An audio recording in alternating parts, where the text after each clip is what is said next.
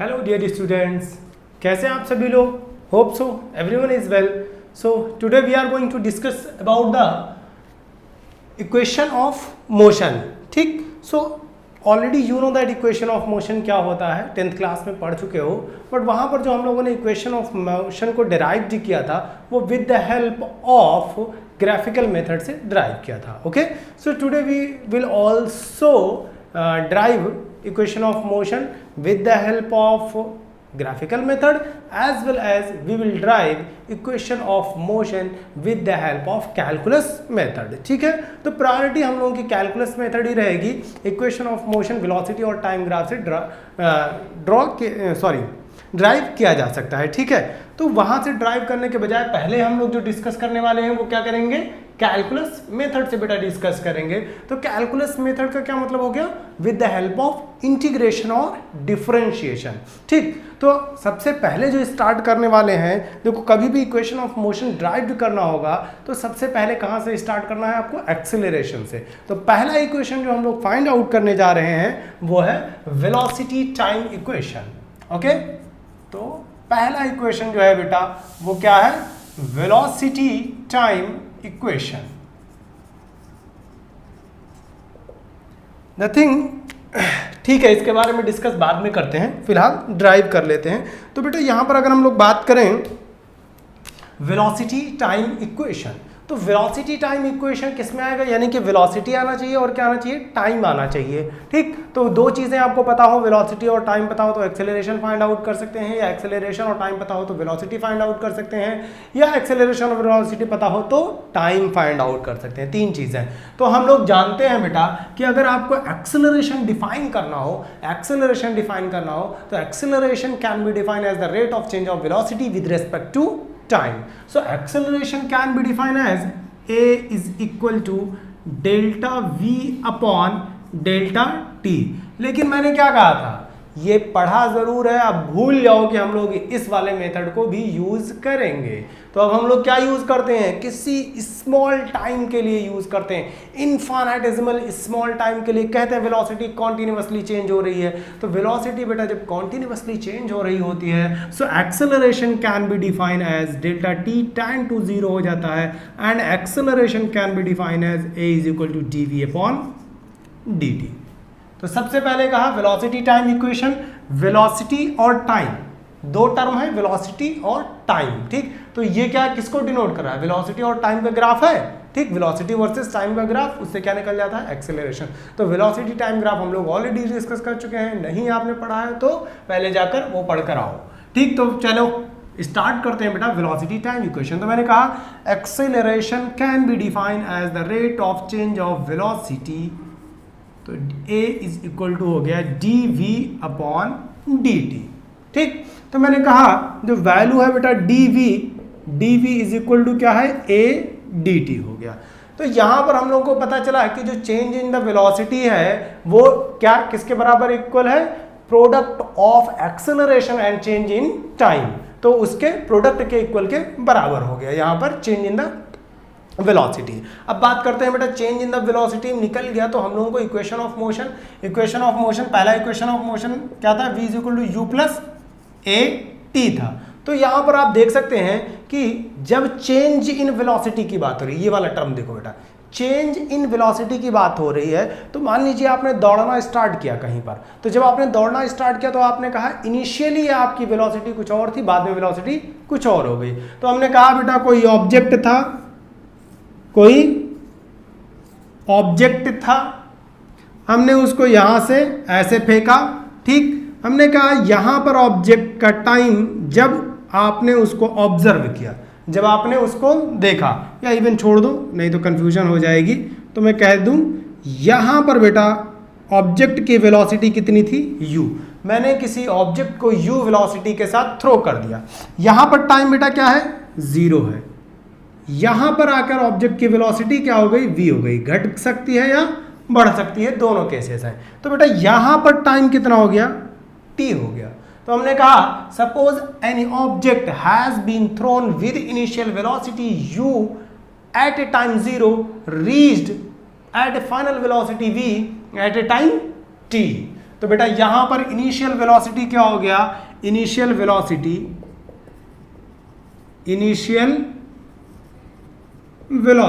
इसको किससे डिनोट कर दिया, u। तो u पर जो बेटा टाइम है t बराबर कितना है, 0 है। देखो u पर टाइम 0, फाइनल वेलोसिटी आ जाते हैं, फाइनल वेलोसिटी बराबर क्या है, v है, और टाइम बराबर क्या माना है मैंने, t माना है। ठीक, तो अब यहां पर देखो dv इज इक्वल टू क्या है, a dt है। Now we will integrate both side. तो ये चेंज किसके साथ हो रहा है, v के साथ, ये चेंज किसके साथ हो रहा है, t के साथ। तो now integrate both side, integrate both side. अब इंटीग्रेशन भी जिसको नहीं आता है, पहले यहां पर तो देखने के बजाय क्या करना है आपको, इंट्रोडक्शन टू फिजिक्स वाला पार्ट देखना बेटा। वहां पर मैंने इंटीग्रेशन और डिफरेंशिएशन को सेपरेटली डिस्कस किया है कि इंटीग्रेशन कैसे सॉल्व किया जा सकता है, डिफरेंशिएशन कैसे सॉल्व किया जा सकता है फॉर द डिफरेंट फंक्शन। तो एक एग्जांपल यहां पर मैं ले लेता हूं, इंटीग्रेशन ऑफ x के पावर n जो होता है बेटा, क्या हो जाता है, x के power n+1 divided by n+1 हो जाता है। सोल्यूशन इसका है। ठीक, तो यहां पर क्या हो गया, मैंने कहा integrate dv is equal to acceleration क्या है, कांस्टेंट है, कांस्टेंट का इंटीग्रेशन नहीं होता, ये हो गया a dt। ये इंटीग्रेशन कहां से कहां तक होगा बेटा, इनिशियली वेलोसिटी क्या थी u, फाइनल वेलोसिटी v, तो कहां से कहां तक इंटीग्रेशन, u से लेकर v तक। ये वाला टाइम बेटा क्या है, जब u है तो ये टाइम क्या है, 0, फाइनल में टाइम क्या हो गया, t हो गया। अब आप कहेंगे सर यहां पर तो dx से पहले x के पावर n था, यहां पर नहीं है तो मैंने कहा v के पावर 0 लिख दूं, कोई प्रॉब्लम किसी को बिल्कुल भी नहीं होनी चाहिए, क्योंकि किसी के भी पावर 0 लिखने से क्या हो जाएगा, 1 होगा। यानी कि v के पावर 0 1 है, t के पावर क्या 0 लिखने से 1 है। अब मैंने t के पावर 0 क्यों लिख दिया, क्योंकि यहाँ फंक्शन dt का है, यहाँ v क्यों लिख दिया, क्योंकि फंक्शन dv है। अब भाई 1 आपको लिखना है, कुछ भी लिख दीजिए, यहाँ t के पावर और 0 लिख दीजिए, क्या फर्क पड़ना है, कुछ भी नहीं। क्यों, क्योंकि t के पावर अल्टीमेटली सोल्यूशन में तो 1 आना ही है। अब यहाँ पर बात कर लेते हैं बेटा v के पावर 0, तो देखो क्या होता है इंटीग्रेशन, v के पावर n+1, तो इसका इंटीग्रेशन क्या हो जाएगा बेटा, v के पावर 0+1 डिवाइडेड बाई 0+1, u से लेकर वेलोसिटी कहाँ तक है, v तक है, ये हो गया a। ये क्या हो जाएगा बेटा, t के पावर 0+1 डिवाइडेड बाई 0+1, कहाँ से कहाँ तक, 0 से t। v के पावर 0+1 क्या मिल जाएगा, v के पावर 1 मिल जाएगा। ठीक है, 0+1 क्या हो जाएगा, 1 हो जाएगा। तो मैं लिख सकता हूं ये v के power upper limit v, lower limit u बराबर a, t के पावर 1 हो जाएगा, 0 से t हो जाएगा। इधर आ जाते हैं, सोल्यूशन सॉल्व कर लेते हैं बेटा। तो देखो ये क्या हो जाएगा, upper limit minus lower limit. तो बेटा अपर लिमिट ये रिप्लेस हो जाएगा, v इस वाले v से रिप्लेस, माइनस ये वाला v इससे u से रिप्लेस। तो v minus u is equal to a t, और माइनस ये 0 से रिप्लेस होगा तो 0 0 हो जाएगा। तो ये क्या हो जाएगा बेटा, a t माइनस 0, तो t माइनस 0 क्या हो गया, t हो गया। तो v minus u is equal to क्या हो जाएगा, a t हो जाएगा। Hence v is equal to क्या मिल गया, u प्लस a t। क्या मिल गया, v is equal to u plus a t। ये हो गया बेटा पहला equation, this is the velocity time equation. तो यहां से आप क्या क्या निकाल सकते हैं, अगर वेलोसिटी पता है, इनिशियल वेलोसिटी पता है और टाइम पता है तो एक्सेलरेशन फाइंड आउट कर सकते हैं। नहीं तो इनिशियल वेलोसिटी क्या हो, 0 हो, वेलोसिटी पता हो, टाइम पता हो तो एक्सेलरेशन, मतलब कोई भी फंक्शन, 3 चीजें एटलीस्ट आपको नोन होनी चाहिए। ठीक है, तो जल्दी से ये वाला पहला लिखो, उसके बाद हम लोग कैलकुलेट करते हैं दूसरा कौन सा है, वहां से निकाल लेंगे बेटा डिस्प्लेसमेंट। ठीक, ओके बेटा, तो आपको क्या मिल गया, पहला वाला equation v is equal to you plus A t मिल गया। ठीक है, तो पहला इक्वेशन हमको मिल गया बेटा v is equal to you plus A T. अब आ जाते हैं दूसरे वाले इक्वेशन पर, जो कि है डिस्प्लेसमेंट टाइम इक्वेशन। तो आप जानते हैं डिस्प्लेसमेंट टाइम इक्वेशन का मतलब क्या हो गया, इससे हम लोग क्या कैलकुलेट करते हैं, वेलोसिटी कैलकुलेट करते हैं। ठीक है, तो अगर ग्राफिकल रिप्रेजेंटेशन की बात करें बेटा, तो ये हो गया डिस्प्लेसमेंट यानी कि s, और ये हो गया टाइम। ठीक, अब यहाँ पर देखने की वाली बात है, मैंने कहा मान ले बेटा कहीं पर इनिशियली जब आप हैं, जब यहाँ पर आप हैं तो यहाँ पर आपके लिए टाइम क्या हो गया, 0 हो गया। लेकिन जब आप चलना ही नहीं स्टार्ट किए हैं तो डिस्प्लेसमेंट कितना हो जाएगा, 0 हो जाएगा।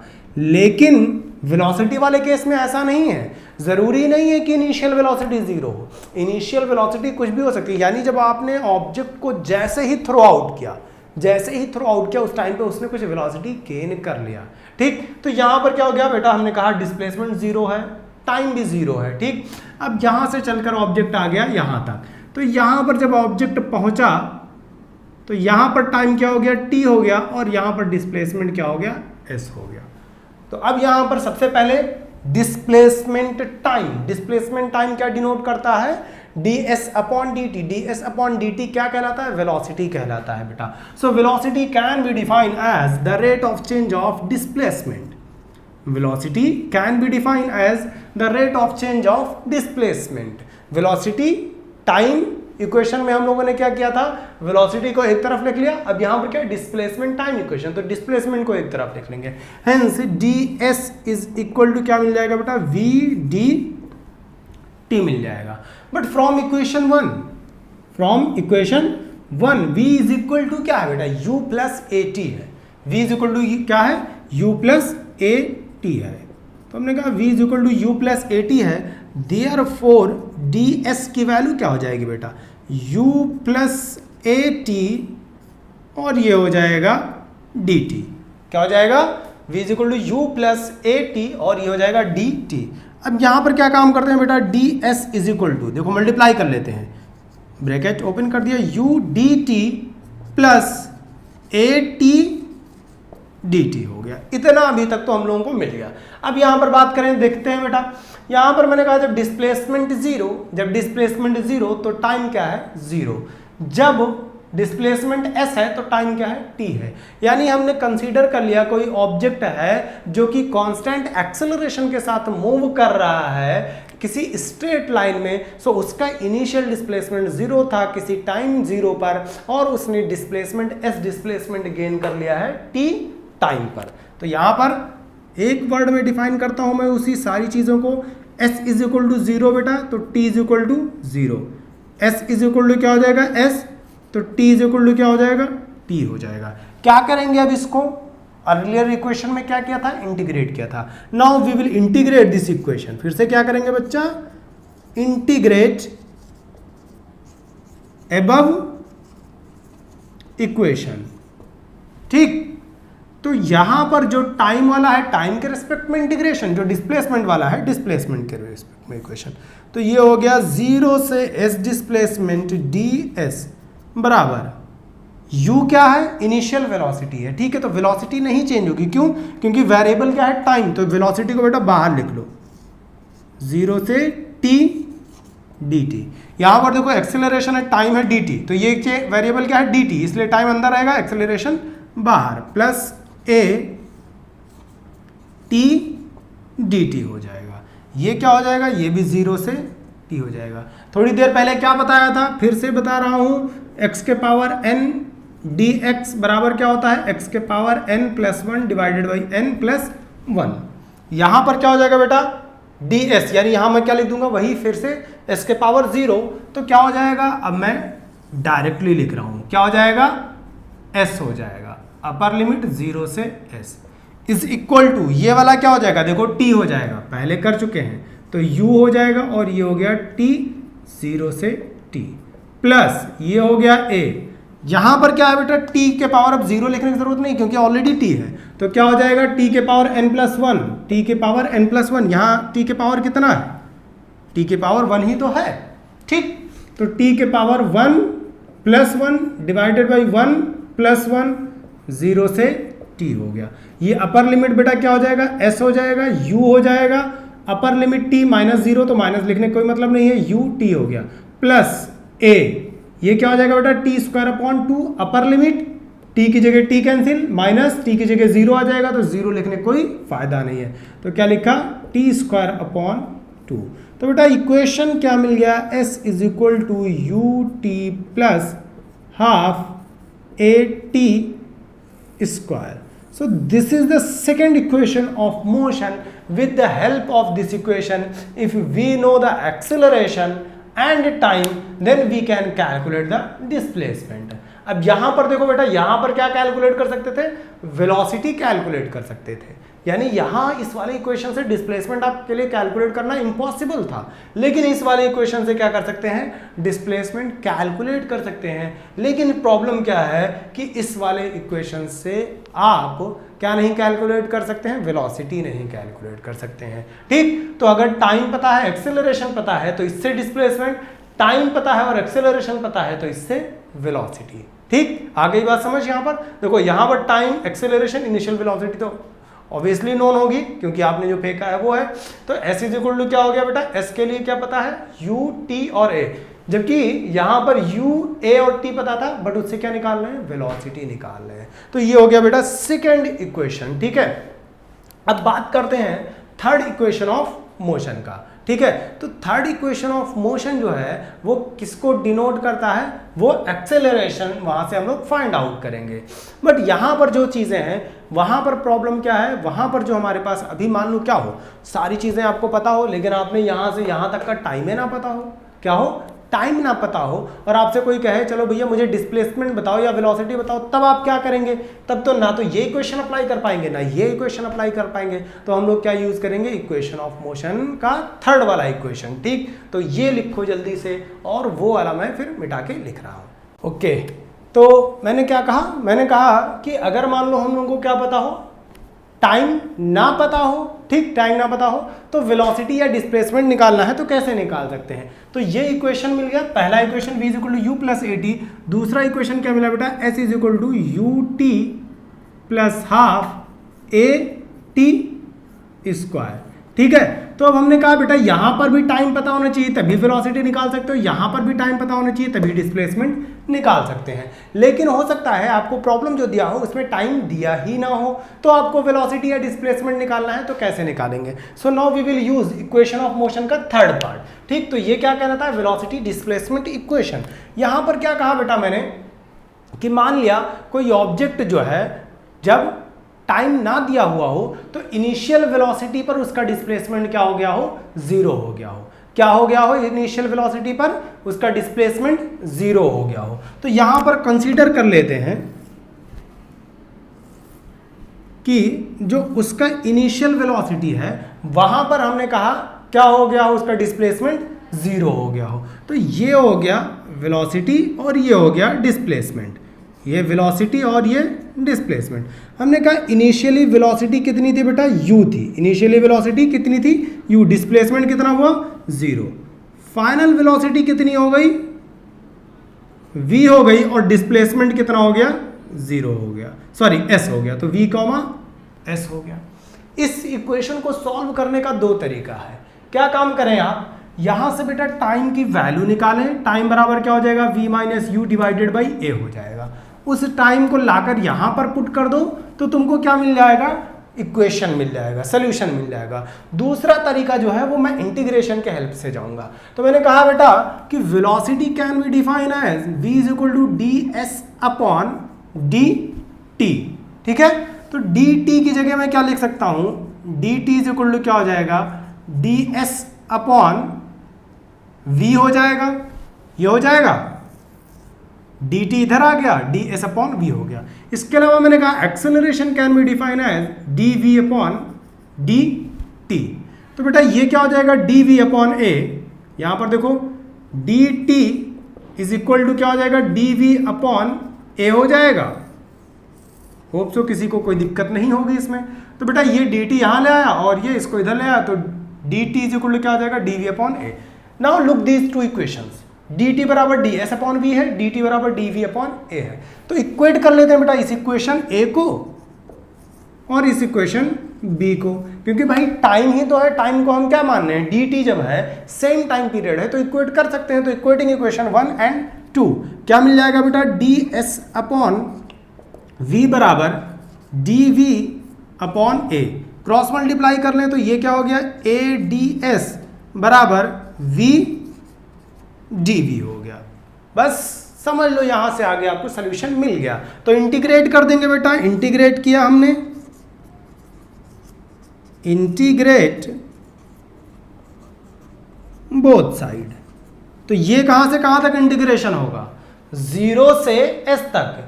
ये वाला v वाला कहां से कहां तक इंटीग्रेशन, u से v। एक्सेलरेशन क्या है, यूनिफॉर्म एक्सेलरेशन है, due to that you are saying that acceleration is constant. तो बेटा एक्सेलरेशन को बाहर रखा, 0 से s ds बराबर, वेलोसिटी को आप बाहर नहीं रख सकते हैं, क्यों, क्योंकि ये जो है, एक मिनट सॉरी थोड़ा सा गड़बड़ा गया, ये dv था। तो बेटा यहां पर u हो गया, यहां पर v हो गया, ये v हो गया, ये dv हो गया। आ जाते हैं थोड़ा सा आगे अब सोल्यूशन।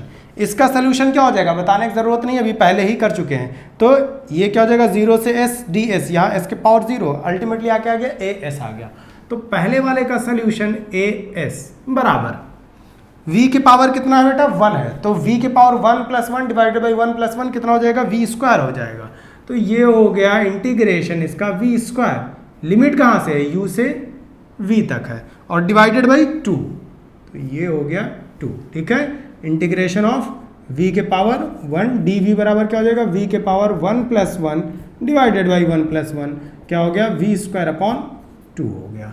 तो ये हो गया बेटा upper limit minus lower limit. तो as बराबर v square upon 2 minus u square upon 2, 2 दोनों में है तो इधर कॉमन ले लेते हैं, तो ये हो गया 2as बराबर v square minus u square. Hence v square बराबर क्या मिल जाएगा, u square plus 2as। So this is the third equation of motion.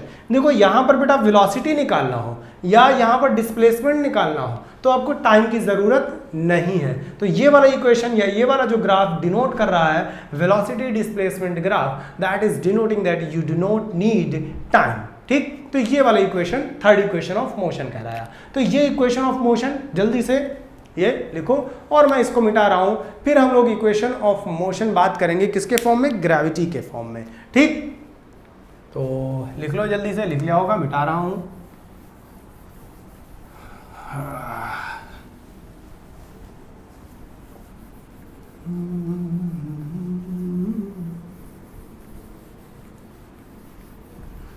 Third equation जो मिला है बेटा हमको क्या मिला है, v square is equal to u square plus 2as। v square is equal to क्या मिला, u स्क्वायर प्लस 2as। ये हो गया इक्वेशन ऑफ मोशन का थर्ड। अब यहां पर बात कर लेते हैं equation of motion under gravity. किसके अंडर, अंडर ग्रेविटी। ये सब आप जानते हैं, जितना नहीं जानते थे वो पढ़ा चुका हूं। Equation of motion under gravity. तो ग्रेविटी का मतलब क्या हो गया, कोई ऑब्जेक्ट है, कोई ऑब्जेक्ट है, ठीक, दो काम हो सकता है बेटा। मान लो आप छत पर हैं, छत पे से कोई चीज़ फेंक दी तो ऑब्जेक्ट कहाँ पर आएगा, नीचे की तरफ आएगा। तो हमने कहा एक मास m है, उसको नीचे की तरफ इनिशियल वेलोसिटी u के साथ ड्रॉप कर दिया गया है, ठीक है, जो कि नीचे की तरफ आ रहा है। तो जब नीचे की तरफ आ रहा है यानी कि उसको आपने पुश या पुल करके नहीं फेंका, ऐसे पकड़ा और छोड़ दिया, ठीक। तो u जैसे आपने पकड़ा और छोड़ दिया तो वो क्या हो जाएगा, फ्री फॉल हो जाएगा। तो ऑब्जेक्ट क्या कर रहा है, फ्रीली फॉल कर रहा है। इन दैट केस ऑब्जेक्ट जो आ रहा है वो नीचे की तरफ आ रहा है। तो जब बेटा नीचे की तरफ आ रहा है तो उसका एक्सेलरेशन किसके बराबर हो जाएगा, ग्रेविटेशनल एक्सेलरेशन के बराबर हो जाएगा। So when an object release downward without applying any acceleration or without applying any force, then their acceleration will be equal to the acceleration of motion. तो कहां पर बेटा, ऑब्जेक्ट falling freely, कहां पर, downward. Object falling freely downward. तो equation of motion यहां पर changes क्या होंगे, सिर्फ a बराबर g हो जाएगा। So first equation of motion क्या था बेटा, v बराबर u प्लस जी टी हो जाएगा। सेकेंड इक्वेशन क्या हो जाएगा बेटा, देखो अब जब ऑब्जेक्ट ऊपर से नीचे आएगा तो इट इज ऑब्वियस वो गेन क्या करेगा, डिस्प्लेसमेंट के बजाय हाइट गेन करेगा। तो सेकेंड इक्वेशन ऑफ मोशन क्या हो जाएगा, h बराबर u प्लस क्या हो जाएगा, हाफ a की जगह कितना, g t square. Second equation of motion v square is equal to U square plus 2gh हो जाएगा। ठीक, अब ऑब्जेक्ट को क्या कहते हैं बेटा कि हमने डाउनवर्ड के बजाय कहां पर जा रहा है, object throne upward, object throne upward. तो बेटा यहां पर जब ऑब्जेक्ट को अब क्या किया हमने, यहां से ऑब्जेक्ट को ऊपर की तरफ फेंक दिया। ठीक है, तो जब ऑब्जेक्ट को आपने किसी इनिशियल वेलोसिटी u के साथ फेंका, यहां पहुंचते पहुंचते फाइनल वेलोसिटी हो गया, तो ऊपर जाएगा तो क्या करेगा, उस ग्रेविटी यानी कि जो ग्रेविटी है, मान लीजिए आप एक क्रिकेट वाली बॉल लीजिए, उसको ऊपर फेंकिए, तो क्या परमानेंटली ऊपर जाएगी? नहीं, वो नीचे आना स्टार्ट कर देते थोड़ी देर बाद। क्यों? क्योंकि ग्रेविटी उसको नीचे की तरफ अट्रैक्ट कर रहा है, लेकिन जो फोर्स यानी उस ग्रेविटी की वजह से जो फोर्स लग रहा है, ग्रेविटेशनल एक्सेलरेशन क्या हो जाएगा, नेगेटिव हो जाएगा। तो ये g कहां पर आ जाएगा बेटा, ऊपर की तरफ बॉल जा रहा है और ग्रेविटी नीचे की तरफ लग रहा है, इसलिए क्या हो जाएगा, -g हो जाएगा। Hence equation of motion will be v is equal to क्या हो जाएगा, u माइनस जी टी हो जाएगा। दूसरा वाला बेटा क्या हो जाएगा, h is equal to u minus half G T square. तीसरा वाला इक्वेशन v स्क्वायर बराबर u स्क्वायर माइनस 2gh हो जाएगा। तो ये इक्वेशन हो जाएगा, v is equal to u minus G T, h is equal to u minus half G T square, sorry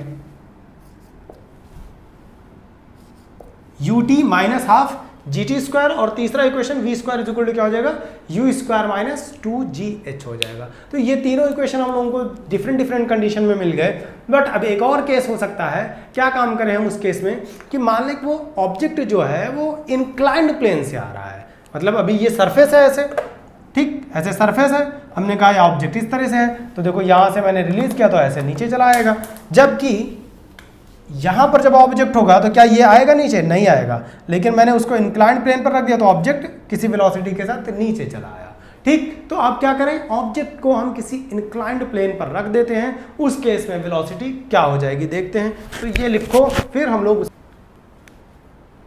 तो यहां पर बेटा एक क्वेश्चन दिया हुआ है, क्वेश्चन क्या दिया हुआ है कि t बराबर दिया हुआ है √x प्लस 3, क्या दिया हुआ है, t बराबर √x प्लस 3, कह रहा है यहां पर कि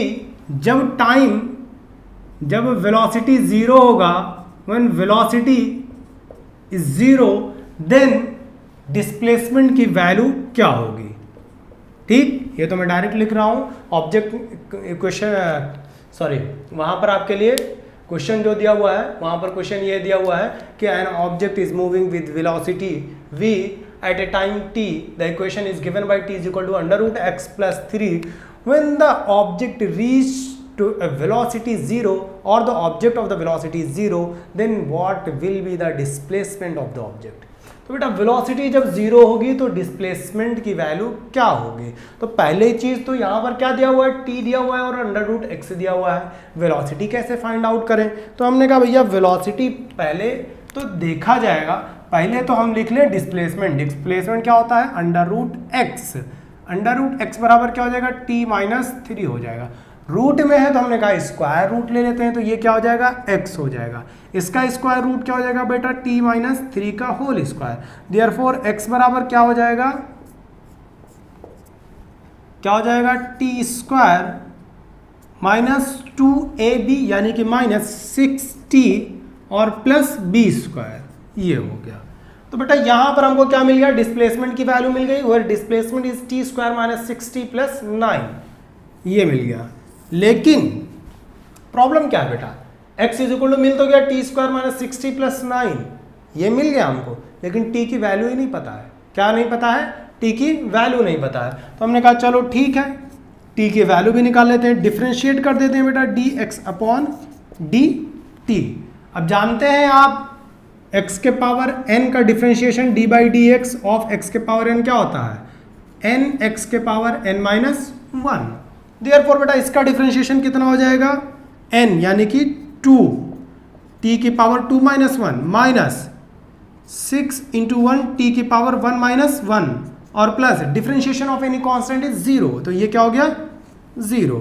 dx अपॉन dt displacement with respect to time, rate of change of rate of change of displacement क्या कहलाता है? वेलोसिटी कहलाता है। तो ये किसके बराबर हो गया? वेलोसिटी के बराबर हो गया।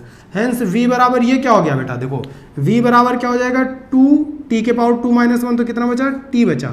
6 के पावर 1 इंटू t 1 - 1 यानी t के पावर 0, t के पावर 0 मतलब 1, तो -6 और प्लस 0। तो v बराबर क्या मिल गया बेटा? 2t - 6। नाउ क्वेश्चन को देखो क्या कह रहा है कि जब वेलोसिटी 0 हो जाएगी तो डिस्प्लेसमेंट कितना हो जाएगा?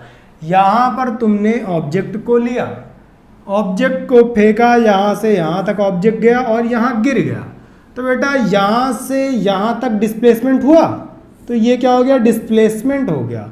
यहां 0 था और यहां टाइम t था, यहां इनिशियल वेलोसिटी थी और यहां v बराबर क्या हो गया? 0 हो गया। जब वेलोसिटी 0 हो गई तभी तो ऑब्जेक्ट रुकेगा। तो बेटा यहीं पर हम देखें v बराबर 2t - 6, यानी कि जब वेलोसिटी 0 होगी तो वहां पर कुछ टाइम हो जाएगा। तो हमने कहा ठीक है, हमने कहा एट फाइनल डेस्टिनेशन v बराबर क्या हो जाएगा बेटा? 0 हो जाएगा। तो 0 बराबर क्या हो जाएगा? 2t - 6 हो जाएगा। तो 2t बराबर क्या हो जाएगा? 6। हेंस t बराबर क्या हो जाएगा? 6/2, तो ये हो जाएगा 3, तो ये हो गया 3 सेकेंड। तो 3 सेकेंड बाद ऑब्जेक्ट क्या हो जाएगा? उसकी वेलोसिटी 0 हो जाएगी। देयरफॉर डिस्प्लेसमेंट कितना हो जाएगा बेटा? तो यहां से क्या मिल जाएगा बेटा? x बराबर देखो ये 3 का स्क्वायर यानी कि 3 का स्क्वायर -6 इंटू 3 और ये क्या हो जाएगा? +9 हो जाएगा। तो ये कितना हो गया? 9 - 18 +9, तो ये क्या हो गया? 9 + 9 18, तो 18 - 18 बराबर 0। हेंस x = क्या हो जाएगा? 0 हो जाएगा। तो इससे क्या पता चला? ये वाला ग्राफ जो मैंने बनाया वो गलत है। ग्राफ कैसे बनेगा? ऐसे ग्राफ बनेगा। अब बेटा देखो क्या किया, ऑब्जेक्ट को लिया हमने, ठीक, और हमने कहा ऑब्जेक्ट को फेंका, ऑब्जेक्ट यहाँ गया और दोबारा वहीं पर लौट आया, ठीक। तो यहाँ से यहाँ तक जाने और आने में कितना टाइम लगा? 3 सेकंड लगा। तो बेटा ऑब्जेक्ट की यहाँ से गया, यहाँ पहुँचा और दोबारा आके रुक गया। तो जब यहाँ पर ऑब्जेक्ट रुका तो वेलोसिटी क्या हो जाएगी? 0 हो जाएगी। तो आ गई बात समझ? तो यहाँ पर क्या हो गया? डिस्प्लेसमेंट 0 हो गया। बट ऐसा नहीं है कि हर बार 0 ही मिलेगा, ठीक। इक्वेशन में कुछ और वैल्यू हो जाती, जैसे ये t³ हो जाता तो कितना हो जाता? 3 × 3 × 3 यानी कि 27 हो जाता। तो आंसर कितना आ जाता? 18 मीटर आ जाता। इसका मतलब ऑब्जेक्ट को ऊपर की तरफ बिल्कुल फेंका गया और ऑब्जेक्ट नीचे जस्ट आ गया। तो यहाँ पर हम लोगों ने क्या काम किया है बेटा? यहाँ पर कुछ भी नहीं दिया हुआ था और पहले वेलोसिटी निकाली है।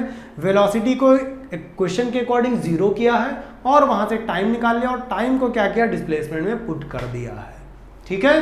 तो फिलहाल आज के लिए इतना ही रखते हैं, मिलते हैं नेक्स्ट लेक्चर में। तो वहाँ पर क्या काम करेंगे? किसी पर्टिकुलर टाइम पीरियड में डिस्प्लेसमेंट को कैलकुलेट करेंगे, ठीक, और रिलेटिव वेलोसिटी के बारे में डिस्कस करेंगे। तो मिलते हैं नेक्स्ट लेक्चर में। थैंक यू आज के लिए।